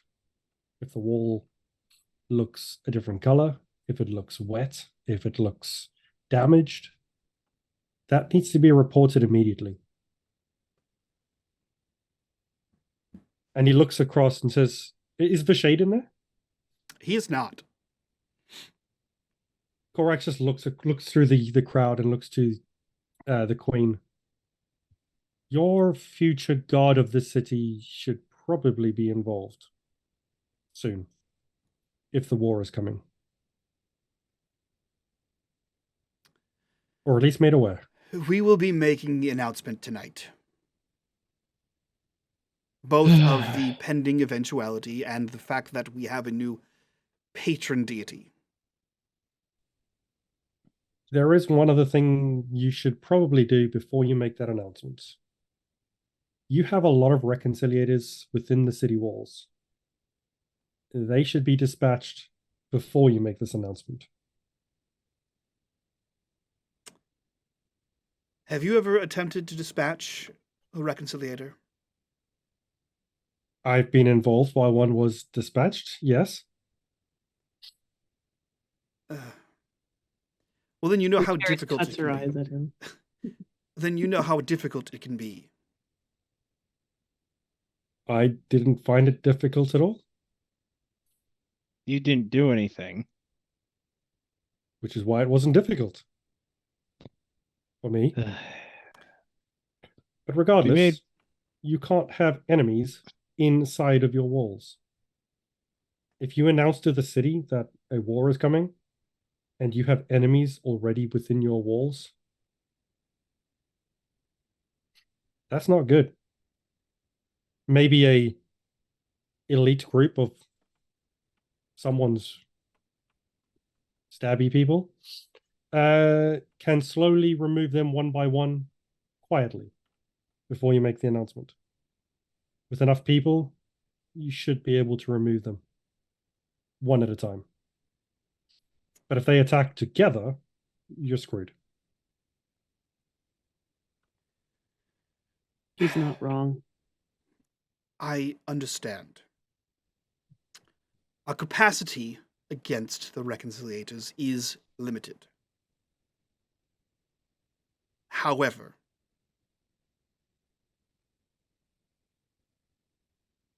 we have... how shall I put this? An ally. Send him in. And she motions to the attendant. The attendant opens the door, exits, and heads out, returns a minute or two later. And you see a reconciliator in full armor, helmet off, full armor. And she looks to you and looks to all of you and says, "This is Darian Hargens." And Terry's, you recognize this reconciliator. You have encountered him before. You may have had conversations with this person. He is She sits up. unhappy with his current standings. And I'll leave it at that. So the final ask, point can be assisted with him. If I could ask them, Mr. Darian, hold on a second. Your Majesty, what if this war turns into a siege? Are you ready for that? We have a stocked larder. The mercantile guilds will assist where they can. Our farmlands are fortunately on the the Verge and the Holdfast side. They're here in the RuneScape. We don't grow anything on the Nightlands. So hopefully if we can contain the Chrysearch army to our southern border only, that would vastly limit the siege. We would still be able to have access to our stocks. We do have enough here in the city for 2 weeks, should it last that long. I am hoping that is not the case.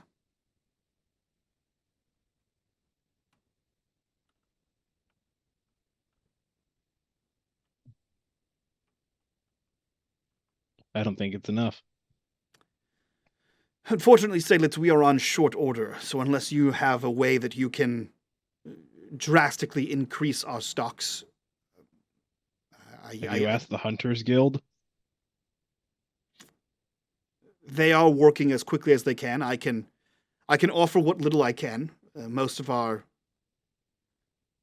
coin is headed towards the war effort. However, I can reach out. Do you have contacts there? Is there someone that I could speak with that might know you? I'm registered. You could always just ask the guild master. Okay. I will do so. I will send as many out as we possibly can. I don't want to venture too far into Kaskin territory and have another troll war on our hands. We couldn't fight 2 wars at the same time. Okay. We will work on more game. Salted, preserved, etc. Darian will work with his group and try his best to undermine the loyal reconciliators. It doesn't remove them, and she kind of looks to Korax, but it does limit their capabilities. I'm not sure if you all are aware. I believe you know Wexy.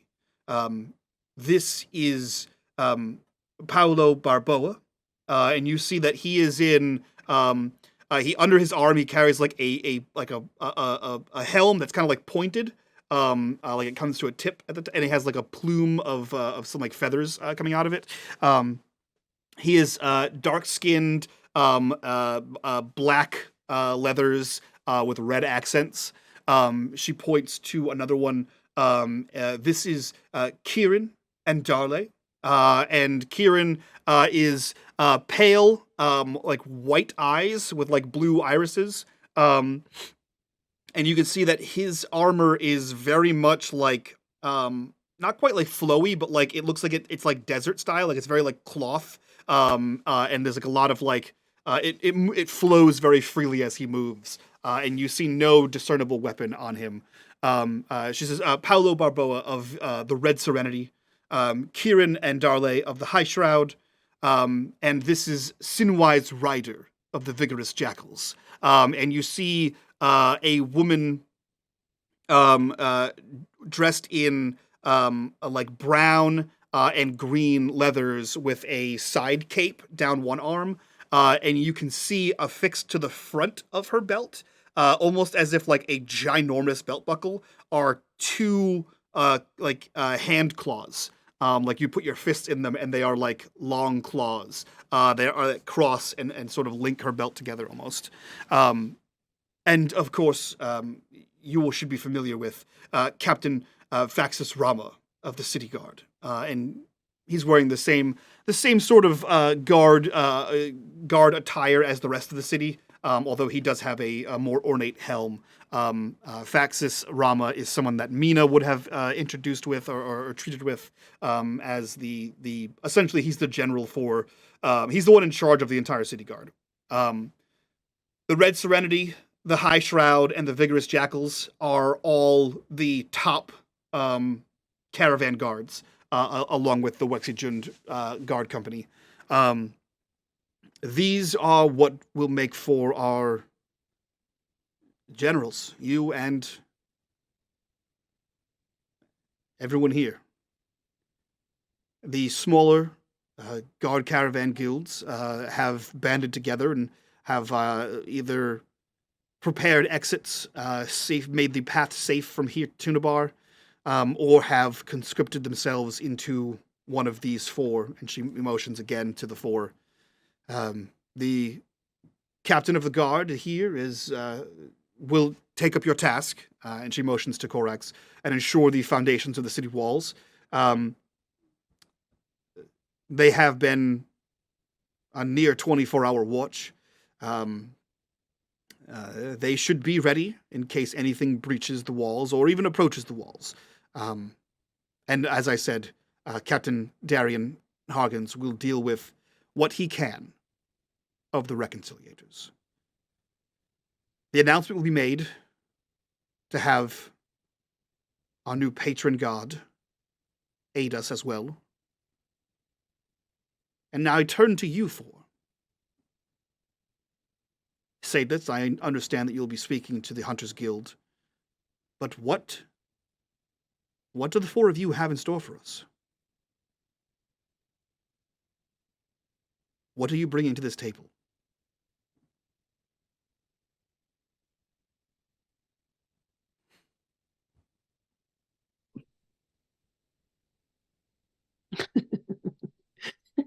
Since no one else is going to say it, Korax walks through and he puts the book down of the previous texts. I've brought my bit. I have told you how the city has been defended before, how the city has fallen before. That is what I have told you. Your generals now know. I don't fight. I provide information. I have dealt with your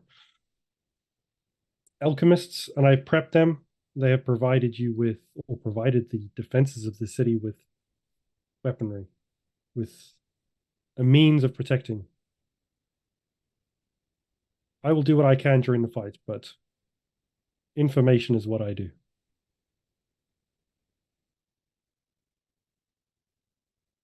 Mina goes down on one knee and says, I'm not a general. I can only offer my spear. You were already sitting. She The whispers to him. the queen looks at you and says, Mina, one of the perks of being the queen of a kingdom, the lord of a city, is that what I say is law. Therefore, regardless of your opinion, when I say to my vassals that Mina Han is one of our war generals, then that is what you are.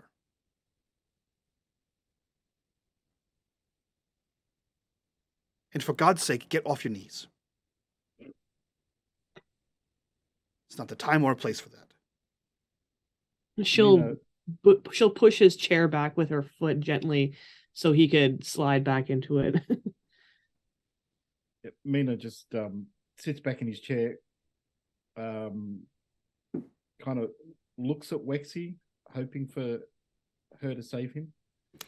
She has like a corner of the mouth smile, like a little bit of a smirk, and she just shakes her head no at you.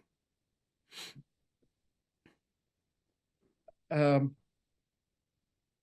probably not the best person for the task, but Seydlitz is an amazing marksman. I noticed maybe he could check the sightlines on some of the siege weapons on the wall. I forgot I go to manage the Hunters Guild. Sorry. Besides, I was planning on going one hunt myself before this whole thing starts.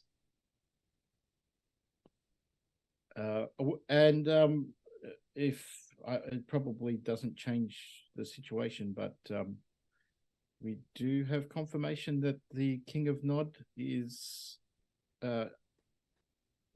seeking Arua, and we also know that the Rakshaka Queen is as well. Mina?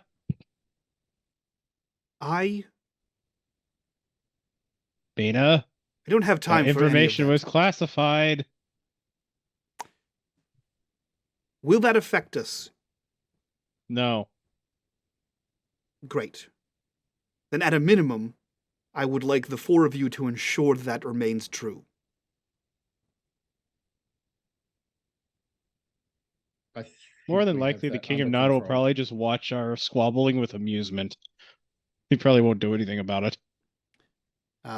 Snow, what were you saying as well? I just said I think we have it under control. She looks to all of you and stops on Antares. Now, you have a unique insight. This is a prime opportunity for your mother to get involved. Jaseth was her puppet. He is leading an army here. She already has reconciliators in the walls. What do you believe the likelihood is of her amassing a force to follow up after Jaseth's force?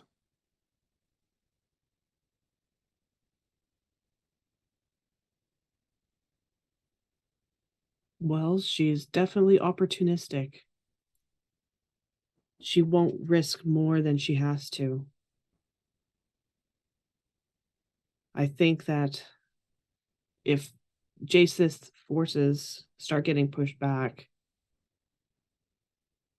you can count on a second wave to support him. As I feared. Captain, make all preparations for a second wave. Seydlitz, you'll speak to the Hunters Guild. As you said, 2 weeks is not enough. I don't know how possible a fourth week, 2 weeks rather. I don't know how possible a fourth week is, but if we could at least eke out a third week of rations, even if we have to cut down to minimal rations. Any sort of salted meat, any herbs you may find that could aid us in this would be useful. Captains, ready your guards, ready your people. We will begin escorting civilians, as many as we can, out in the coming days on our mercantile caravans towards the holdfasts. Tunabar has been made aware, and they are willing to take in as many as they can. The other holdfasts are less enthused, but will still acquiesce to our demands. Mina, again, regardless of your opinion, the opinion of others is quite high when it comes to you. The good captain here, and she motions to Faxus Rama, has indicated to me that you have made yourself one amongst our city guards, and they hold you in some sort of heroic reverence. So, due to your own country simplicity, you have made yourself a sort of mascot. I know you don't find yourself a general, but you will work with Faxus Rama and do your best to boost the morale of our guards until the fighting begins. Is that understood? Understood. Thank you. Corax, you still have access to the library in any capacity in which you need. Please do continue to find any cracks, crevices, holes, underground sanctuaries, and if there's anything more that the alchemists can do, or devices you can find, or things you can engineer, please don't hesitate to call it out for us. We will make sure that we can make it with all due haste. That being said, I must announce our new god. Something I didn't think I'd have to say in my lifetime. If that is all, she looks around the table. You are dismissed. She drops her gaze. Thank you, Your Majesty.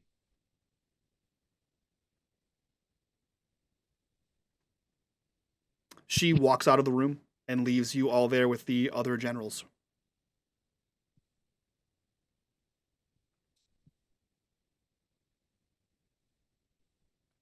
Well, when he gets announced, it's going to hurt. That's for sure.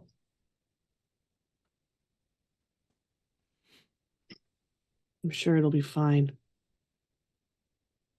And she has, Korax will probably notice because she's probably never done this before. She's holding a book under her arm. And she's been like thumbing it, like tapping the spine with her thumb.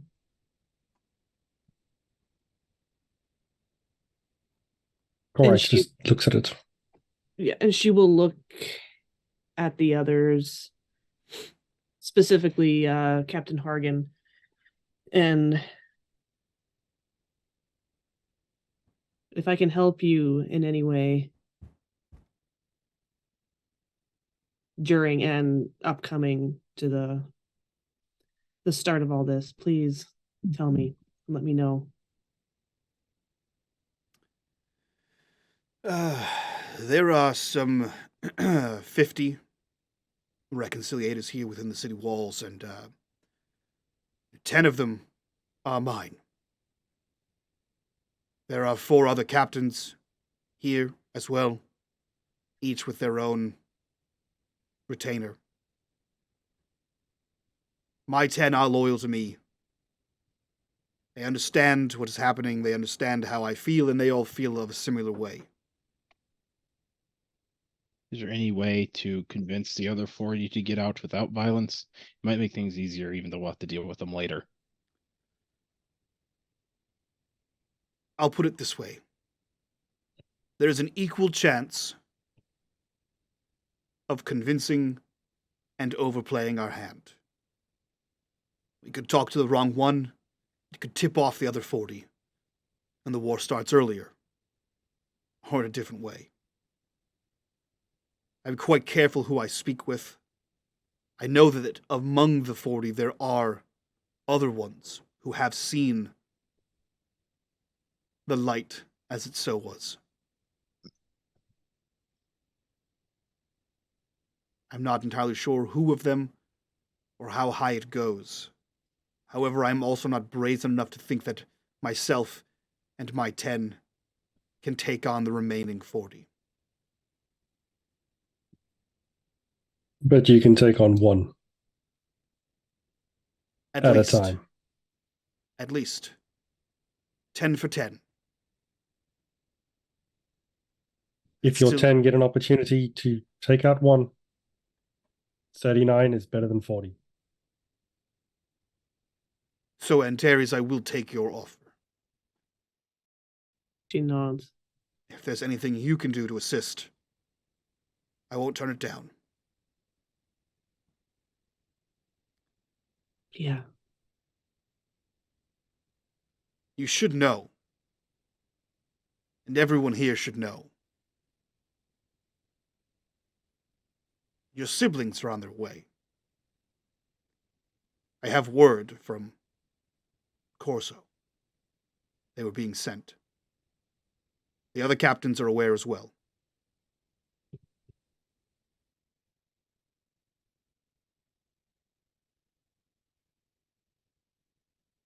She looks down and like she wants to say something.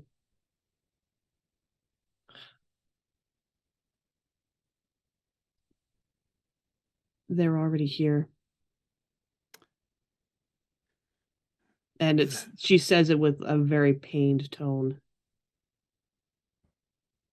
That poses a problem.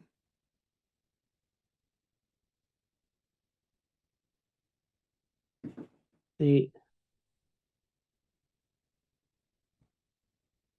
won't shy away from a good time.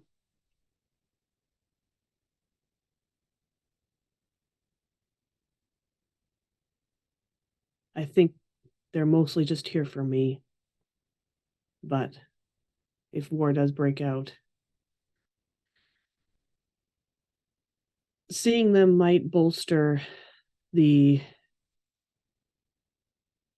It's going to bolster the ones who can't be swayed, and it's going to put fear into the ones who might. And then I believe our job just got harder. Yeah.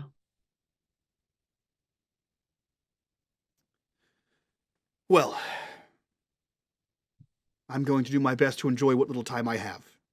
And he stands up, and he sort of nods to everyone and begins to make his way out of the room.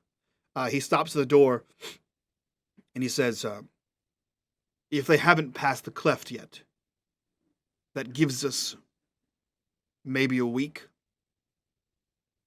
a few days more. I would get your affairs in order. This isn't going to be like a merchant's caravan. And he leaves the room. The other guards, Sinwise, Paolo, Kieran, and Wexy, all kind of look less Wexy, but the other three kind of look around a little shooketh. Like they knew what was going to happen, but like it's getting more real. It's coming down to that final wire. And they all just sort of mutter and nod to each other, to you guys, and like one at a time they leave. Wexy being the last one, and she sort of stands and puts a hand, like as she's leaving, a hand on Mina's shoulder and just sort of gives him a squeeze. And she turns to the four of you and says, enjoy the time you have and make whatever preparations need to be made.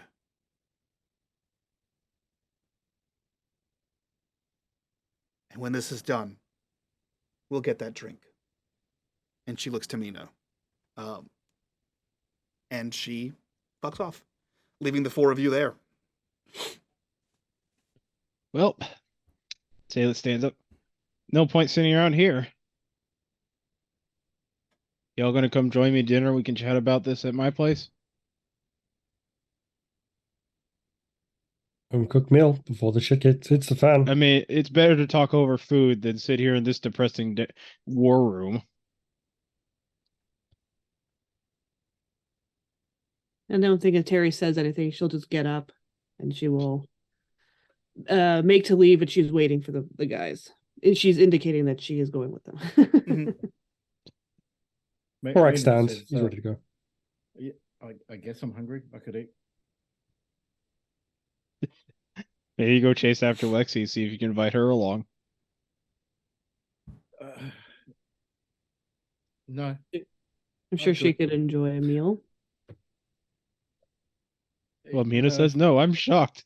Quite the man you are not. Well,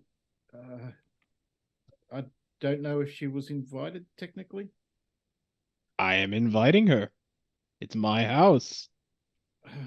Technically, it's your mother's house. She said bring her companions over. I never said how many I had. I'm sure Mrs. Mama Seydlitz would love to meet the captain of the guard who keeps her favorite son-in-law safe. That's true. I'll go ask her, and Mina scurries off, hoping he doesn't catch up with her. Yeah, Mina, you scurry off, and by the time you get out of the castle, Wexy is nowhere to be seen. She has absconded into a crowd somewhere. Obviously, you know where she's gonna be, but like you missed her. Yeah, he'll just wait for them out the front doors of the castle and just go, oh, she must have had other plans. She's already gone. What a shame. Mm-hmm. What a shame, Mina. So what a shame. The four of you head to the Seydlitz house, towards Seydlitz's house, where even before you enter, there is the smell of roast meat. Your mother has made I guess technically it is shawarma because that's what somebody requested. What is it that anyway? So it is you see it over the fire. That there is a spike, like a roasting spike, with thinly sliced meat slid down in rows. And you see that there's a pot bubbling full of the root vegetables. The whole house smells very aromatic. And your mother begins slicing the meat down, and it kind of falls off in little tiny chunks of juicy meat bits. With a little bit of char on there. There's fire roasted I potatoes. just looked it up. That looks great. It is great. There's fire roasted potatoes, boiled vegetables, etc. You have a full home cooked meal. It is arguably the best meal you guys have had in weeks, if not months. That is to include Seydlitz. And at some point during the night, within the first hour of leaving the castle, you hear a loud, booming voice of the queen, who speaks out over the city and announces the return of the gods. For the first time in nearly 40 years, new gods have been born into the Afterworld. And the reborn god of Samora is declared as Vishaden. Following this announcement, there is a secondary announcement that King Japheth has formed an army of abominations headed from Christchurch, potentially aided by the Empress of Night, and has marched on Samora. That they will be evacuating civilians and non-essential personnel over the next few days, and that the war should hit the capital within the next 10 days. It is audible in every corner of the city. It does put a little dark mark over the dinner you're having. However, Seydlitz, your mother, doesn't have any outward reaction because you've already sort of given her the clue about what's happening. You clued her into what's happening. As you guys talk amongst yourselves, the dinner is had. Seydlitz's family's there. You meet his sister. You meet the niece and nephew. His mother, brother-in-law comes back for the night. And this is the closest thing you guys have had to a family meal. Some of you, ever. Some of you, for years. And as the meal proceeds, it's almost as if this one moment is enough to make you forget about what's happening. Forget about what got you here, what's about to happen, all the terrible things you've done. This meal makes everything worth it. And as you guys sit and bask in this family moment, a laugh, a mirthful chuckle, the kids get put to bed, and then you hear it. At first, it's maybe celebration. Maybe everyone's excited about what's happening, the new god. Maybe it's fear of the impending war. But as you concentrate, it becomes more and more obvious that the noises you're hearing from outside the house in the distance of the city are screams. First 1, 5, a dozen screams blanket the night air. And you look outside, I assume you rush to the windows, and you see a lightning bolt hit the center of the city. A second one. And you can see on the horizon, even though the sun has set, there's that glow of almost a sunset. and you realize that it couldn't be the direction it's going. And then flames raise higher and higher, and another lightning bolt hits the center of town. And that is where we end this episode of The Rise. Fuck! No! The end. Flippin' Hans. G's attacking the town. Oh no. That's true. Oh, Lightning I've has never- been invoked. Yeah. So I'm gonna give a fun little exclusive here. I gave it to the players last month. This episode is called "Calm Before the Storm." I'm surprised no one lectured Korax. You guys had several opportunities. That was I I was was hoping that would happen expecting at the so many dinner, but lectures. we ended it off. Well, yeah, it was 6 o'clock when we started dinner, but I'm interested to see what the Korax lectures would have been. So episode 25 was this episode called "Calm Before the Storm." I think you guys get it. Episode 26 we have names for. Episode 26 is called "Unbroken." Episode 27 is called "The Felling." Episode 28 is called "A Time to Reconcile." And episode 29 is called "Enemy at the Gates."